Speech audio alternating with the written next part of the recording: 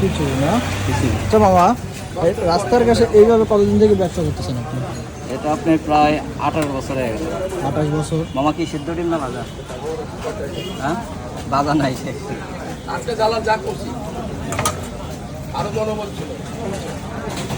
আমি তাহলে পায়ে ব্যথা উঠে গেলাম না, খালি হাসিচ্ছে, হাসাহাসি করছে। আর আমরা যখন কথা বলি তখন মন খারাপ করে না, কিন্তু খায় গেছে। এর মধ্যে স্বীকার করছে 10 কোটি টাকা মালিক।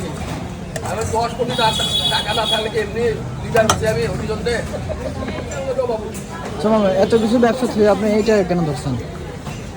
এটা আপনার বহুত আগের থেকে চলতেছে, মনে করেন যে প্রায় 18 বছর হচ্ছে। আমি একটা কথা যদি মিথ্যা বলি, আগে আমার শ্বশুর করতো, পরে আমার শ্বশুর মারা যাওয়ার পর থেকে আমি করি। এটা তো এটা ফ্যামিলি বিজনেস, তাই তো? কথা বলছি। এটা আপনার 2 টাকা প্লেট থেকে শুরু হচ্ছে।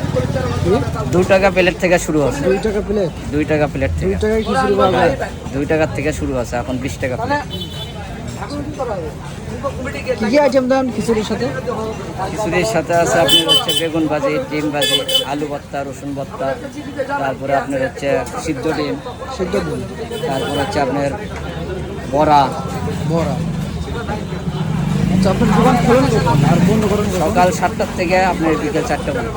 সকাল 7টা থেকে বিকাল 4টা পর্যন্ত। ও, এর এই জায়গাটার নাম কি? এটা আপনার হচ্ছে টেম্পল রোড বলে।